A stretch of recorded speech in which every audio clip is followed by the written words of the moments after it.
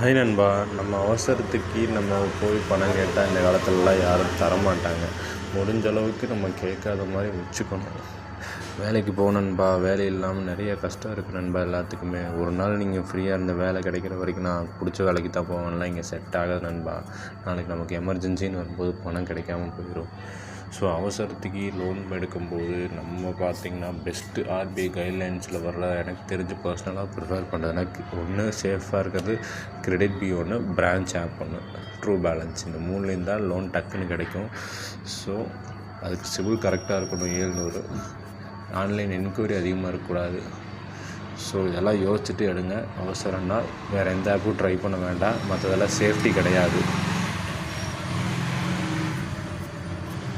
இதில் நீங்கள் ரெஃபர் பண்ணி அந்த ஃப்ரெண்டு லோன் எடுத்தால் உங்களுக்கு 300 கிடைக்கும். அப்ளை லோன் கொடுத்து. ஆனால் லோன் எடுக்கிறது பெருசு இல்லை நண்பா. எடுத்த கரெக்டாக கட்டிடணும். கட்டலினா நாளைக்கு நீங்கள் தான் போகிறாங்க. அதையும் யோசிச்சுக்கணும். இதில் நான் எடுக்கிறேன்னா கரெக்டாக கட்டிடணும். ஆனால் அவசரத்துக்கு லோன் கிடைக்கும் கண்டிப்பாக. ஸோ ட்ரை பண்ணி பாருங்கள். ஆனால் யோசிச்சுட்டு எடுங்க. அது உங்கள் விருப்பம்தான். உங்களுக்கே தெரியும், அவசரத்துக்கு நம்ம ஒரு 1000 ரூபா கேட்டாலும் இங்கே தரக்கெல்லாம் யாரும் கிடையாது. அப்படி தந்துட்டாலும் அதோட பின்விளைவுகள் தெரியும். ஸோ அப்படி இது தர்றாங்கன்னா இது கரெக்டாக கட்டிட்டுனே கரெக்டாக அடுத்த டைம் லோன் இன்க்ரீஸ் இன்னும் ஜாஸ்தி ஆகும்.